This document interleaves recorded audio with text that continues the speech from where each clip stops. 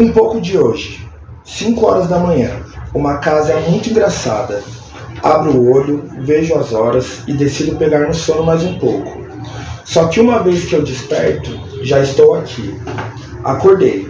Arrumar a cama, 2 copos de água, 2 cigarros, preciso parar de fumar. Banho. Vou sentindo o que meu corpo sente e o que minha cabeça quer. Café e vago para além dele. E o que vou fazer agora? Pensa, respira, reflita, um passo de cada vez. Tudo que deu errado, mas o que eu quero que dê certo. Será que fumo outro cigarro? Onde está o amor? Sempre vai ser cedo, até para se atrasar. Dar uma volta. Tenho pensado bastante sobre as coisas do estímulo. Vida de artista e dominar o mundo. Não somos burros. Quero encontrar meu lugar. E vou encontrar. Vamos, iremos. E não tolerarei resistência ou discordância. É sobre todas as classes, sobre as pessoas. Intenção, pensamento, ação e tempo. Hoje vou escrever colorido e cheio de tesão na vida. Raro.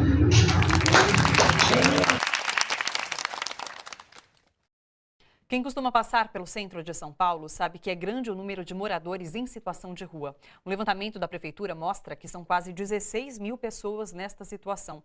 O que pouca gente percebe é que entre elas existem muitos gays, lésbicas, travestis e transexuais. E são justamente eles os que mais sofrem com a violência. Em São Paulo, um censo da prefeitura com pessoas que vivem nas ruas mostra que uma parte delas está nessa condição por causa de orientação sexual ou identidade de gênero. São as lésbicas, os gays, os bissexuais e as pessoas transgênero, que muitas vezes são vítimas da intolerância dos próprios parentes.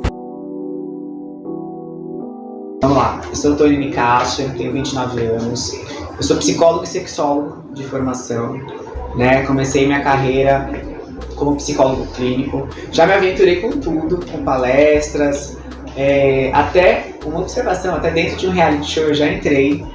Fiz a 10ª edição do Masterchef. Saí rápido porque eu descobri que o meu amor é assistência social, né? E hoje, desde 2023, eu estou como gerente da Casa 9 de Julho. A Casa 9 de Julho, ela vem de uma briga dentro da assistência social, dentro da prefeitura do município de São Paulo, de 3 anos, né? Depois de muitas políticas públicas, muitas barreiras, quando a gente fala de diversidade, quando a gente fala dos homens gays, a gente consegue inaugurar a casa em 31 de maio de 2023 e estamos aí, até hoje, com 2 anos e alguns meses.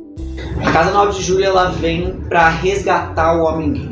Existem muitos gays em situação de rua, existem muitos gays que hoje estão usando droga dentro da Cracolândia, mas também a Casa 9 de Julho não vem só também contemplando o homem gay que está em situação de rua. Ele vem também, a Casa 9 de Julho ela vem também salvando o homem gay que está em situação de vulnerabilidade quando sofre homofobia dentro da família. Ou quando ele até consegue se formar médico, advogado, mas se perde diante das drogas, se perde ou se perdeu diante da pandemia, da quarentena, ou até mesmo dos tigrinhos. Antes de mais nada, eu preciso falar quem compõe a Casa 9 de Julho. São 4 pessoas da equipe técnica, que sou eu, o gerente, um assistente social, um psicólogo e um assistente técnico. E depois nós temos 8 orientadores, diurno e noturno, que ficam praticamente 24 horas aqui dentro, né? A escala deles é 12/36, então sempre aqui tem um profissional da organização da sociedade civil. Agora, qual é o nosso trabalho em relação a eles? Eu sempre falo e brinco muito que são fases de videogame. O homem gay que chega, a primeira coisa a gente tem que identificar ele. Documentação, RG, CPF, certidão de nascimento, reservista, então a gente dignifica ele diante da documentação. Depois, a gente olha saúde física e saúde mental. Conseguiu minimamente organizar questões de saúde? Escolaridade. Vai terminar o estudo, não vamos? Como que está essa questão da escola? Próximo passo, o trabalho. E por último, que eu gosto muito, que é o diferencial dessa casa, que é trabalhar um pouco a psicologia financeira. Porque não adianta nada o homem gay que está em situação de vulnerabilidade conseguir trabalhar, mas não saber usar o dinheiro. Porque ele acaba retornando. Então ele tem que saber utilizar o dinheiro, pagar o aluguel, separar para a conta de água, separar para a conta de luz, separar também para a curtição, que é importante. Então esse é o conjunto do nosso trabalho. Bom, eu sou o José Carlos, sou um rapaz de 28 anos, minha história de vida é um pouco complicada. Eu sou adotado, não sei então se essa é minha família biológica, eu nasci em Itaquaquecetuba, mas eu fui criado em Guarulhos a minha vida toda. Eu sou o Rafael, tenho 35 anos, venho de uma família daqui de São Paulo mesmo. Eu sou nasceriano já e sempre pertenci a São Paulo, nunca saí daqui. Primeiramente, quem é você? Robson, Quantos anos? 50. Eu tenho 33 anos, eu sou daqui de São Paulo, nascido e criado no bairro do Jardim Paulista. Eu tinha 12 anos, minha mãe adotiva ela morreu. Fiquei só com meu pai, ele foi um pai muito presente. Em relação à minha sexualidade também ele foi muito presente. E eu tive uma fase muito grande de rebeldia, que foi onde eu me enfiei em drogas, desde cedo. Só que aí até uns 17 anos eu tava vendo que minha vida tava perdida. Aí eu decidi cair fora de Guarulhos e fui morar no litoral. E depois, pós-pandemia, eu tinha desenvolvido uma depressão muito intensa. Acredito que a pandemia foi um marco, assim, um divisor de águas. Na pandemia, após a pandemia, eu fiquei com uma depressão muito grande e eu comecei a jogar em bets. E foi quando eu comecei a cair numa ruína. Eu tinha uma vida confortável, vivia bem lá e tal, tinha profissão. E me endividei. Aí foi quando, através dos jogos de azar, eu acabei caí feio no fundo do poço. Aí não tinha pra onde ir, eu queria voltar pra Guarulhos e decidi seguir em frente. Foi quando eu peguei uma mochila e decidi ir pra qualquer outro lugar. Aí eu fiquei em situação de vulnerabilidade. Aí voltei pra São Paulo, consegui acessar a Casa 9 de Julho, que eu já tinha conhecimento da casa, consegui a vaga e tudo de conquista. Eu saí de casa muito cedo, por conta da sexualidade, e também querendo o meu espaço. Né? Então, meio brigado com a família, com o pai principalmente. Deixar minha mãe chorando em casa, pra mim é um martírio que eu não esqueço, de você abrir o portão e, 5 metros de quintal, ela estar em um cômodo e você ouvir a voz dela ao trancar o portão. Então isso pra mim é um dos pontos cruciais e fortes que me marca, que me deixou ser forte na vida pra seguir e continuar. Vim parar aqui por questão financeira, não foi nem questão, porque você saiu, não, porque isso eu saí com 17 anos, eu tô com 35. Então tem uma história ali do que se passou, então foi uma questão financeira, de trabalho, de tudo. E eu falei, vou ter que ir pra rua, o que eu vou fazer agora? Né? Fiquei por algum tempo dormindo na parte da manhã e pra tarde no Parque Augusta, porque é o horário que abre. E quando eles fechavam, eu acordava e ia para um ponto de ônibus, ficava sentado com a bolsa ali, só esperando o dia amanhecer para saber o que eu ia fazer de novo. Porque eu não queria dormir à noite com medo de acontecer algo. Então a questão financeira me trouxe até aqui. Eu faço motorista por aplicativo. Na época, como não tinha mais como alugar o carro, tinha que devolver porque não tinha mais renda. Foi essa questão que me levou. E aí eu lembrei de um passageiro que falou, eu fico aqui é um albergue e tal, é um centro de acolhida, vai pra lá, não fica na rua, não passa esse perrengue. Antes de entregar o carro, ele tinha me falado isso, que é o Bruno Agnello. Ele passou pela casa, ele é ator também, hoje ele não tá mais aqui. E eu tô permanecendo por esse tempo, 7 meses já aqui. Cheguei com uma dívida muito alta, aqui de 10 mil. E se eu falar que faltam 2, 3 pra pagar, é o que me resta, porque eu fazia aplicativo direto. Então essa questão financeira me trouxe pra não ficar na rua e chegar até aqui. Sim, eu passei por vários equipamentos, né? Mas assim, eu tive um pequeno trauma, porque nunca teve uma casa pra gay, sempre era pras trans, né? A primeira casa que eu conheci foi a Florescer, mas pra trans. Então eu achava que os gays eram exclusos, porque as oportunidades só eram para as trans. E eu passei por um preconceito na última casa. Aí eu explicando para assistente social, né, da abordagem de rua, ela falou, não, hoje existe uma casa para gays.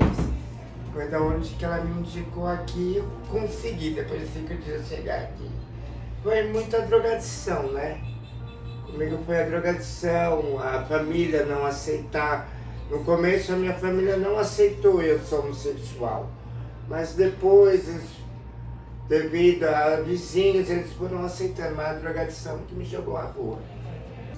E vou para minha lembrança, onde eu tenho 2 mães, uma do coração e a outra da barriga, muito amigas. E a minha mãe do coração, ela faleceu quando eu tinha 5 anos de idade. ao longo da minha história, eu descobri que ela sucumbiu a uma depressão e se suicidou. Isso ficou impresso em mim. Logo depois, veio uma tia, irmã dela, cuidar da gente.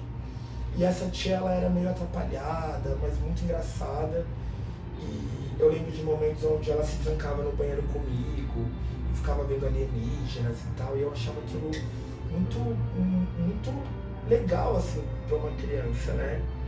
Logo depois, ali uns 13, 14, eu entendi que essa minha tia era usuária de crack. E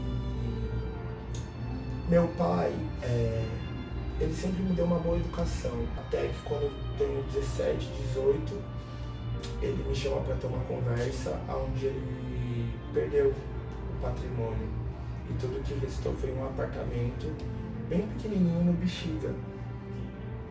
E aí, com 18 anos, eu peguei uma herança que era da minha mãe. Quando, né, seus pais morrem e você é menor de idade, eles têm bens, isso fica ali guardado e na maioridade você pega. Meu pai sempre me aceitou dentro de casa, eu tive esse privilégio. Tive uma educação muito boa, como eu falei para vocês. Só que, para ser quem eu era, eu tive que sair de casa. Primeiro, ao respeito pro meu pai, ao espaço dele. E segundo, porque eu queria escrever a minha história. Com 16 anos, eu conheci o primeiro rapaz que eu me relacionei. O nome dele era Vitor. Ele morava ali na Praça da Árvore, eu morava ali ainda aqui no Jardim Paulista. E com o Vitor eu conheci a noite, eu conheci a balada. Tomei meu primeiro porre, confundindo uma garrafa de vodka com uma garrafa de água, inocentemente. E a partir daí, eu passei a fazer parte de uma turma de mais ou menos 30 pessoas que eram os amigos do meu primeiro namorado.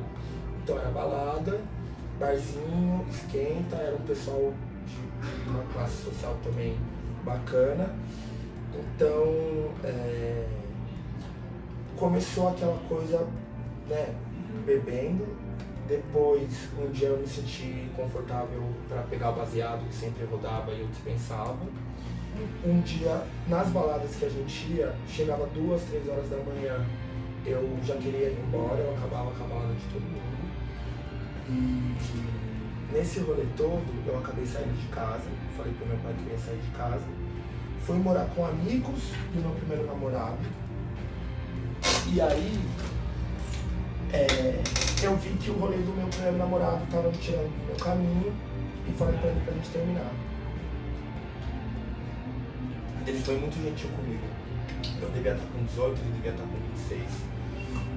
E ele me explicou sobre a porta de saída, que é a porta de saída do cinema. Quando o filme acaba, a gente levanta e sai. Então ele me levou até a porta de saída. Ele não me empurrou, ele não fez com que eu sofresse. Muito pelo contrário, ele fez com que eu entendesse realmente que era hora de cada um tomar o seu caminho enquanto a gente ainda se gostava. Nesse término, em um dos meus rolês, eu conheci o meu segundo relacionamento, que é o Bruno.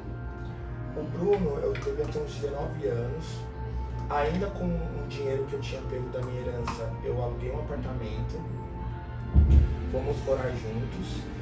E o Bruno, conforme a gente foi se conhecendo, ele revelou pra mim que ele tinha poucos meses que ele estava saindo da cadeia, que ele tinha filhos e que ele era traficante. E aí eu pensei que seria uma pessoa que eu poderia ter um bom relacionamento por algum tempo, mas que não iria virar nada. E aí recorta pra parte que a gente foi morar junto, que ele explicou pra mulher dele quem ele realmente era. Um dia eu estava na casa de uma amiga, eu fui dormir na casa de uma amiga minha do ensino médio. E o Bruno parou de atender o telefone, mas era uma coisa que eu já estava acostumado. Porque geralmente ele saía para vender droga, acabava usando e voltava só no outro dia, muito louco. Fui trabalhar no outro dia, muito chateado porque o Bruno não tinha aparecido. E quando eu cheguei no meu trabalho, todo mundo com uma cara de espantado.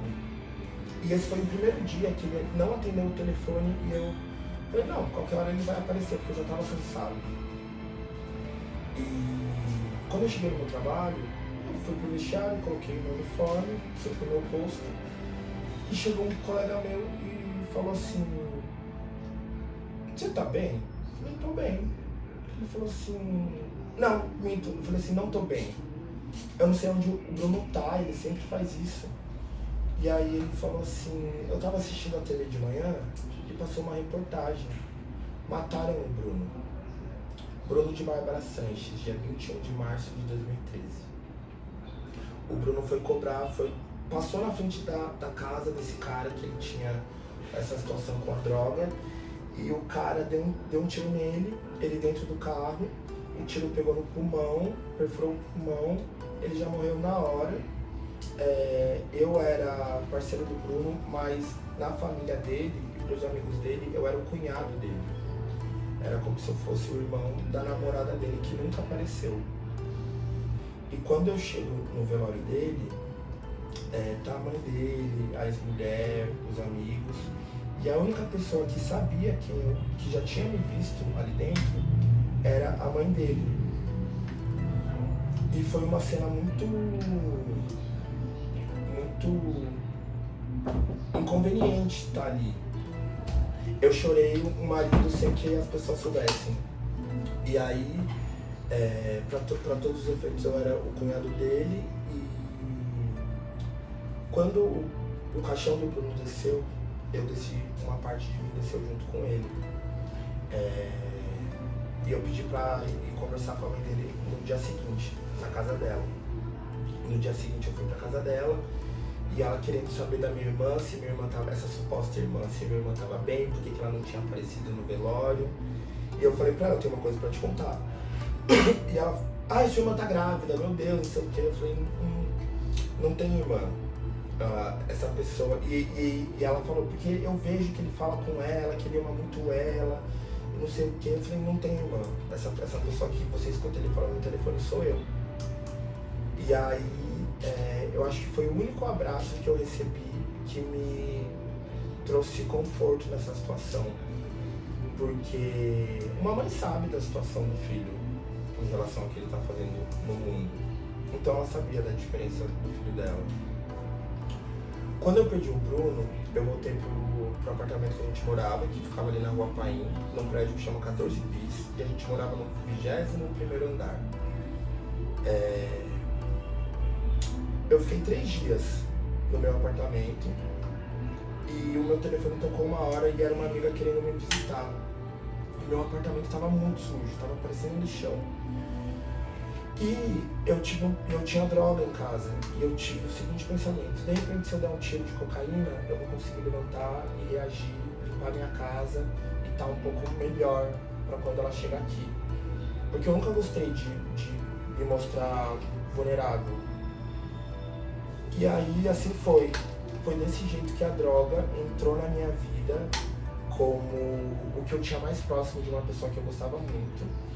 Como antidepressivo, como estimulante, como alimento.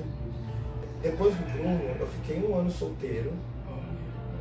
Fui resgatado aí por alguns amigos.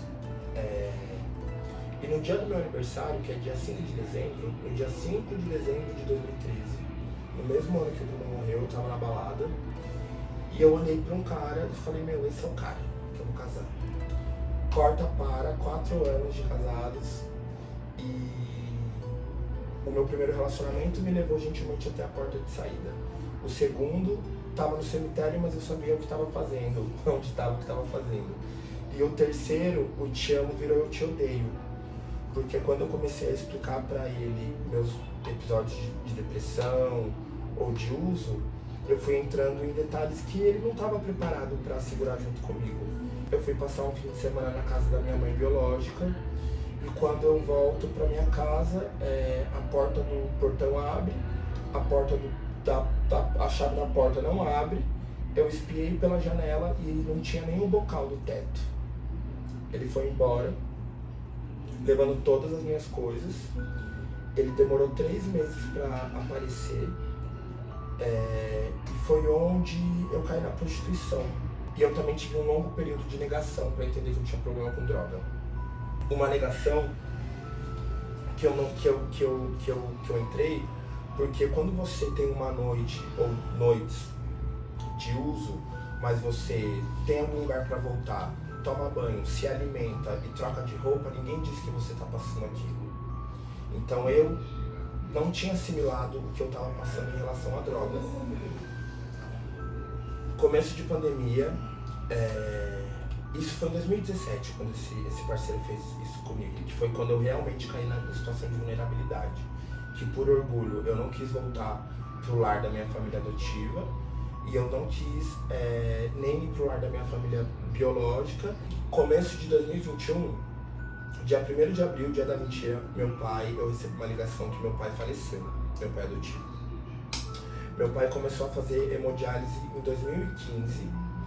Quando ele descobriu que ele ia fazer hemodiálise, ele me chamou, porque depois que a minha mãe adotiva morreu, ficou eu, ele e a minha irmã, que é 5 anos mais velha do que eu.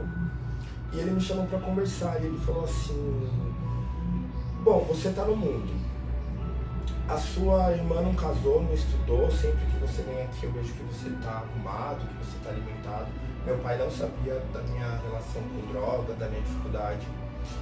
E ele tinha esse apartamento que eles moravam, uma casa no interior e mais alguma coisa. E ele falou assim: eu quero que você passe tudo pro nome da sua irmã, porque eu tenho medo de acontecer alguma coisa comigo.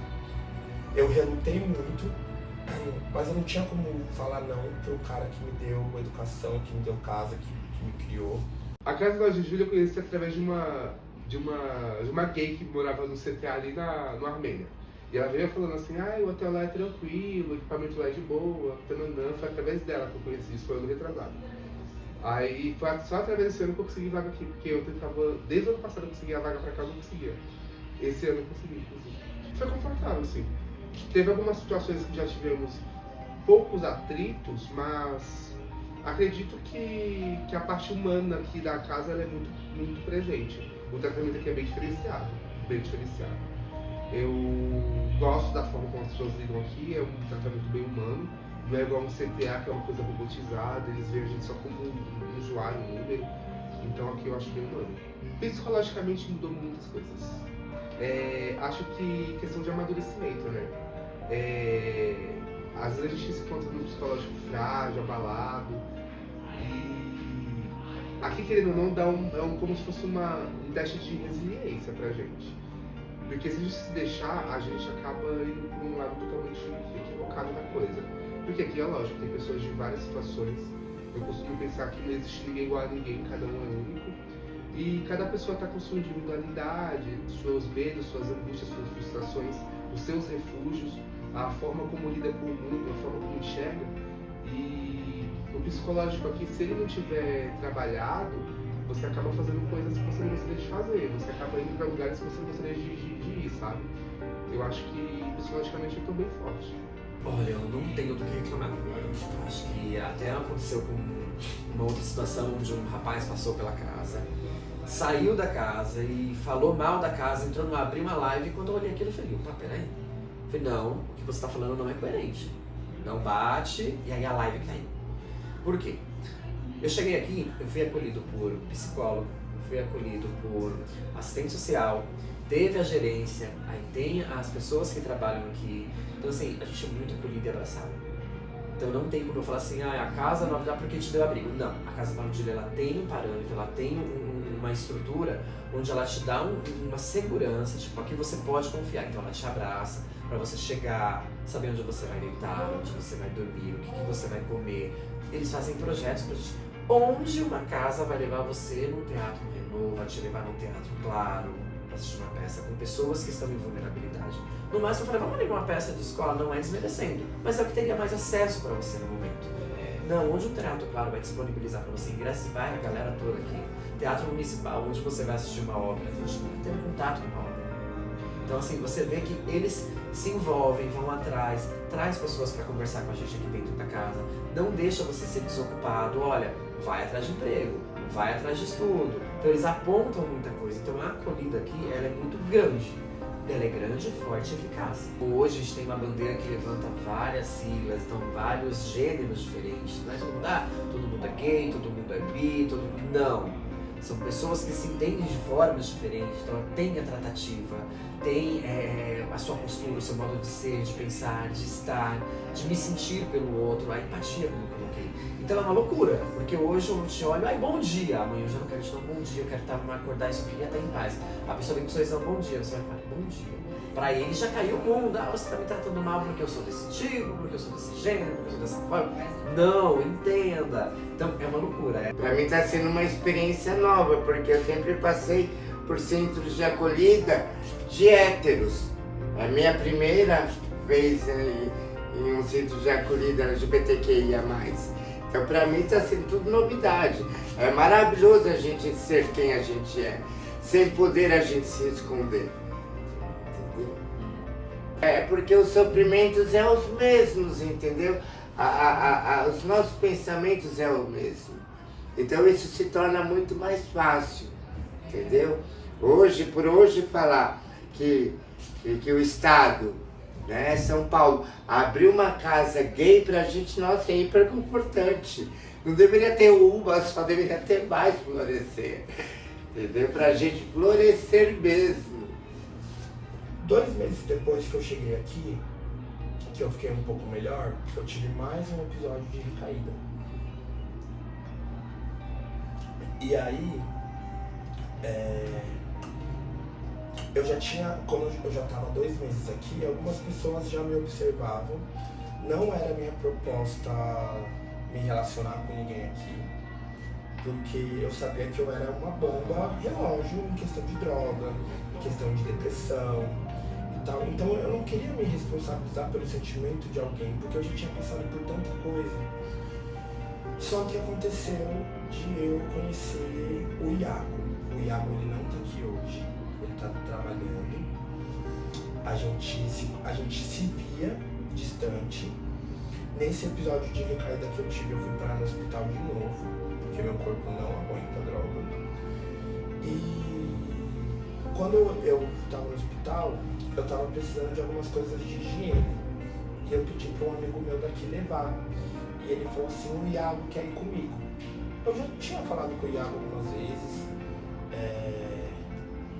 mas nada muito sério. Ele falou, o Iago quer vir comigo. Eu falei, tá bom, pode vir, não tem problema. Quando chegou no hospital, esse meu amigo não estava com documento, mas o Iago estava. E ele pôde subir para levar as minhas coisas. E aí ele olhou para mim e perguntou, o que está acontecendo? Por que você está aqui? Aí eu falei para ele, ó, eu sou soro positivo, eu tô aqui porque eu tive um episódio de recaída, meu corpo não aguenta, e eu não sei o que eu faço. E aí ele olhou pra mim e falou, deixa eu cuidar de você. E eu e o Iago, a gente ficou aqui por 4 meses, somando as nossas forças e a nossa coragem. A gente foi contemplado com uma vaga na Vila Reencontro, que é um equipamento que é para casal. A gente teve um episódio que a gente acordou um dia e se separou. Quando você se separa e você está dentro de um equipamento desse, se você não tiver filhos, tem que ir embora. Os dois têm que ir embora. O Iago não era uma opção para o Iago voltar para cá, porque ele tinha, né, alguma questão que ele não gostaria de voltar para cá, então ele foi para um outro equipamento e eu acabei pedindo para voltar para cá. Isso faz 4 meses. Quando eu voltei para cá, eu achei que eu ia ficar bem, porque era um lugar que eu já conhecia, com pessoas que eu já conhecia, mas a minha cabeça era meio bugadinha, gente. Eu cheguei aqui e eu comecei a me sentir muito triste. Toda vez que eu colocava a mão na maçaneta da porta, eu imaginava a maçaneta da porta da minha casa, na Vila Reencontro. Todos os cantos que eu olhava aqui dentro, eu via o Iago. E eu ficava me perguntando, por que quando eu estava fazendo tudo errado, as coisas davam certo? Porque nunca me faltou um lugar para estar, nunca me faltou o dinheiro da passagem de amanhã, nem nada. Eu podia ter escassez, mas nunca me faltou nada. E quando eu tentei fazer tudo certo, que era cuidar da minha saúde, cuidar de alguém que gosta de mim, então não foi pra frente. Então eu decidi pular do avião sem paraquedas. Entrei na droga de novo. Acabei sendo desligado do hotel por conta de falta, eu morri várias vezes. E talvez isso tenha deixado com que o raro nascesse, raro de realidade. Faz 2 meses e alguns dias que eu tô sóbrio. Dentro desse período eu venho contribuindo, em primeiro lugar, para mim, para o meu espaço interior, porque aqui é o primeiro lugar que eu moro, é dentro de mim. Tenho tentado contribuir com o meu entorno, nem tudo é tão acessível, infelizmente há situações de vulnerabilidade e o equipamento, seja ele qual for, como for, faz parte da máquina mundo. O mundo nunca vai deixar de ser mundo. E não tem como a gente salvar o mundo, tem como a gente se salvar. Existem várias situações dentro de um centro de acolhida. Existem situações de convivência e existem situações de propósito pessoal. Então, são perfis variados, são muitos cenários, muitas camadas, muitas fatias. E agora eu vou falar por mim. A convivência é muito complicada, meninas. Vocês não fazem ideia. Porque tem pessoas que infelizmente não vão sair dessa. Né? Cada cenário tem aí o do conflito familiar, o da droga, o da distância da região natal. Muitas coisas. A gente passa por muita coisa. A gente passa por muita coisa mesmo. E qualquer motivo é motivo para qualquer coisa também. Uma coisinha, uma ervilha vira um mundo. Só que quando a gente fala de um centro de acolhida LGBT, aqui dentro a gente tem gays e bissexuais, né? Pela questão, acho que mais da fisiologia, não tem como colocar um homem trans aqui. Não tem como colocar uma lésbica que se considera mais masculina aqui. Enfim, é um centro de acolhida gay e bissexual. O gay, ele tem os estereótipos. Tem o passável, né, que é aquele mais menininho. Tem o mais espalhafatoso, tem a afeminada. Aí a gente entra para as ramificações, se é ativo, se é passivo, se é relativo, se é drogado, se não é, o que faz a vida, né? Só que dentro da vulnerabilidade, a gente tem uma coisa que quando o outro tá bem e se destaca, a gente não fica feliz por ele. São poucos que ficam. Hoje, o meu sofrimento, hoje o que eu tenho que agradecer de estar aqui é que eu posso ser eu, né? Eu não tenho condição de bancar uma alimentação como a que eu tenho aqui, onde cada refeição eu tenho uma mistura diferente. Então, na Casa 9 de Julho, assim que o acolhido chega, nós fazemos esse acolhimento inicial. Logo em seguida, nós realocamos ele, organizamos ele em um quarto, né, que já vem específico pelo sistema, né, social. E aí a gente faz o PIA, que é um plano individual de atendimento, onde a gente vai conhecer esse usuário, a gente vai entender os projetos de vida, o que ele almeja, o que ele espera aqui do trabalho nosso. E aí é um ponto importante, porque aqui é uma casa de passagem. E se não tiver projeto, se não tiver sonho, a pessoa não vai entender esse processo de passagem.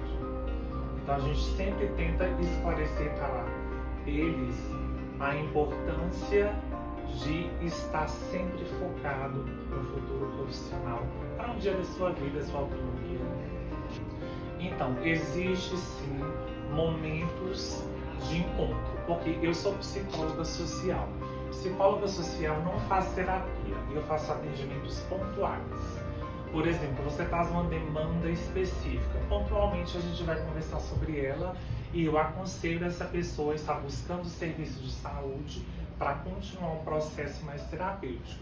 Mas sempre que essa pessoa precisar, a sala de psicologia estará disponível para escutá-la.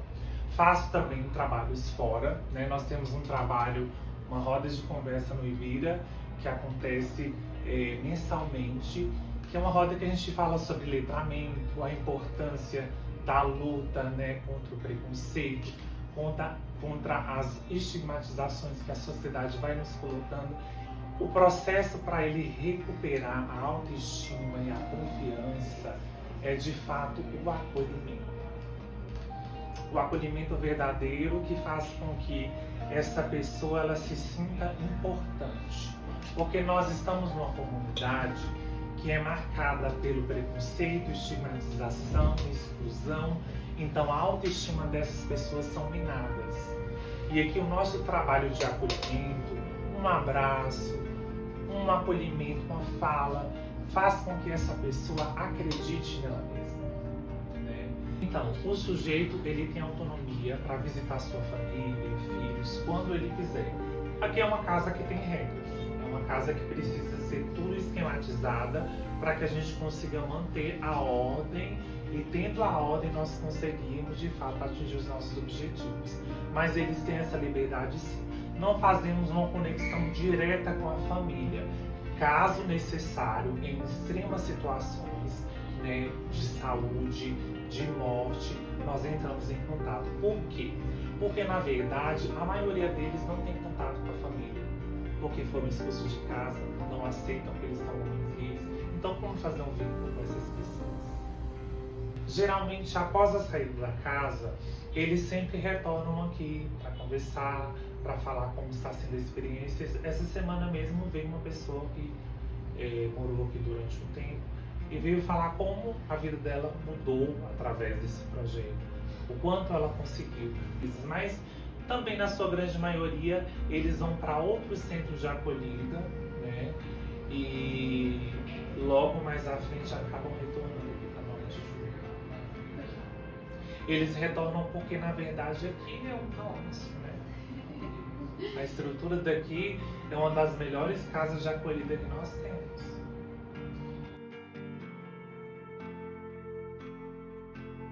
Eu tenho uma rede de apoio boa. Em relação à família, eu tenho um vínculo familiar bom, positivo. Eu sou muito orgulhoso e não decido... Eu sempre quis ir atrás do meu. Eu tenho uma base familiar sólida hoje, tenho meu pai que está vivo ainda, tenho minha madrinha, tenho poucas pessoas e minha rede de apoio é essa. Uma ou outra pessoa que dá para contar no dedo que eu posso contar. Planos para o futuro são continuar trabalhando, juntar um dinheiro da forma como eu estou fazendo e até no máximo 2026, janeiro, eu estar indo embora de São Paulo e voltar para Ilha Bela, que é meu propósito foi esse, voltar para a ilha e ficar tranquilo. Lá hoje eu me sinto bem, é meu lugar confortável no mundo, é meu lugar seguro. E a rede de apoio, como eu enxergo, eu ainda sou muito fechado para isso. Essa questão do eu preciso, eu conto com você. Eu ainda acho que eu poderia contar muito mais com essa rede de apoio. Mas eu não quero trazer a preocupação, vem do Rafael do passado. Eu posso aguentar isso sozinho? Então posso. Eu não posso? Então vamos dividir um pouco só disso. Então às vezes a minha rede de apoio é tão grande, ela pode me oferecer muito mais, mas as minhas limitações comigo mesmo, meus fantasmas, meus medos, meus anseios, minhas angústias, eu não quero mostrar. E aí eu acabo usando um pouco dessa rede. Mas tudo que eu tenho hoje pela rede de apoio para mim ainda é o suficiente. Muito suficiente, porque me tirou da escuridão ali, deu aquele norte. Meus planos para o futuro está bem próximo. Uma das é sair do equipamento pela porta que eu entrei. Sem briga, sem levar advertência, ou porque eu aprontei aqui dentro, ou porque eu fiz algo e deu ruim, tchau, vai para um outro equipamento. Não, eu entrei pedindo uma ajuda e quero sair por essa mesma porta. Sabe, agora estou empregado, consegui um trabalho e tenho projetos, esse projeto está andando, ele está indo, está fluindo e está crescendo, vai alugar seu canto, vai viver sua casa, vai viver sua vida, viver a sua trajetória que você já almeja e sonha. Então é isso. A casa levou para assistir a peça do Miguel Falabella. Algo aconteceu de errado a caminho do fórum, né? E aí depois eu fui ver uma entrevista com o Miguel Falabella e ele fala que passou por essa situação. de estar em vulnerabilidade, passar por uma casa, sair e olha quem é Miguel hoje. Não quero ser um Miguel, não por nada, é muita carga levar o que ele leva a ser e, né, muita coisa, acho que eu não nasci pra isso, eu ainda sou dos bastidores, mas a experiência que ele passou e a experiência que eu tenho, mesmo sendo muito parecidas, eu dar asas àquilo, à minha comunicação, ao teatro, ao canto, à dança, a levar esse afago, aconchego, conhecimento ao outro. Não é só ficar aqui, passei por aqui, consegui, acabou, isso é uma página virada. Não, é uma página que vai continuar, que vai ser lida, relida, colocada nos palcos, colocada em música, colocada a cada programa de rádio que é feito. Isso foi o que o assistente social. O que você pensa em conseguir da casa? A minha autonomia. Eu estou me preparando para isso. Primeiro psicologicamente, para depois ir. 3 meses atrás, pela última vez que assim seja, eu acordei depois de ter morrido. Eu morri várias vezes. E talvez isso tenha deixado com que o raro nascesse. Raro de realidade. Faz 2 meses e alguns dias que eu tô sóbrio. Dentro desse período eu venho contribuindo, em primeiro lugar, para mim, para o meu espaço interior, porque aqui é o primeiro lugar que eu moro, é dentro de mim. Tenho tentado contribuir com o meu entorno, nem tudo é tão acessível, infelizmente. A situação de vulnerabilidade e o equipamento, seja ele qual for, como for, faz parte da máquina mundo. O mundo nunca vai deixar de ser mundo. E não tem como a gente salvar o mundo, tem como a gente se salvar. Hoje, o meu sofrimento, hoje o que eu tenho que agradecer de estar aqui é que eu posso ser eu, né?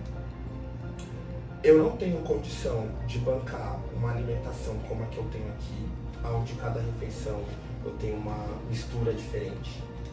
Eu não tenho como bancar uma eletricidade, uma água, uma internet.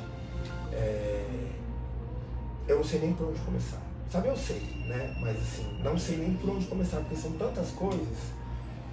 E o que me pega um pouco é que por ser diferenciado, tanto na questão da evolução da trajetória pessoal e tal, eu, como indivíduo, eu sofro assédio, eu sofro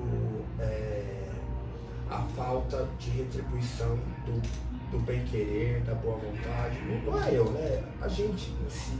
Às vezes a gente está tão machucado, a gente está tão chateado, a gente está tão perdido, ou a gente está tão seguro de si que confunde o outro. Agora, quando eu volto para a equipe e eu digo que eu estou em uma situação de acolhimento, é porque eu não estou dormindo na rua, eu não estou mexendo no lixo, eu não estou me submetendo à prostituição, eu não estou me submetendo à droga, pessoas ainda se submetem a isso, mesmo estando em um centro de acolhida, e cada um no seu processo, na sua evolução. E a máquina mundo, sendo mundo, é interessante ter pessoas em vulnerabilidade, porque no topo da pirâmide existem pessoas que se beneficiam com isso. Então, o estudo que vocês vieram fazer aqui hoje, eu desejo que agregue muito para vocês como seres humanos, porque todas as relações elas são humanas, elas têm que ser linear. Vou salpicar um pouco para vocês, que seja com a família, seja com o parceiro, seja com o profissional, seja agora com 19, seja com 25, seja com 30, com 40, com 50, as relações são lineares. Não é porque você é preto, porque você é branco, porque você é alto, porque você é baixo, porque você é mulher, porque você é trans, porque você é gay, porque você é bi, porque você come, porque você cheira, porque você bate na mulher, porque você apanha do marido. Enfim, quando isso acontecer, o mundo vai se tornar um lugar muito melhor. Mas não tem como a gente salvar o mundo, nem como a gente salvar a si mesmo. E hoje eu tô aqui para me salvar. De bom anseio e de amor chove aqui dentro. Não é uma chuva que espanta, mas que lava. Lava o medo, lava a pena de si mesmo, lava a lágrima que na chuva ninguém vê. Uma chuva que vem para o novo, uma chuva de um choro que nunca mais choverá. O abrigo é o carinho das lembranças que ainda não aconteceu. Coisas que um dia eu escrevi e você não leu. Sem perceber, não precisa de timidez. O que tiver quebrado aí dentro, a gente descobre e conserta. Peça rara, achada em desmanche. Seu valor é seu. E mesmo você achando que não vale nada, você vale o dobro. Raro.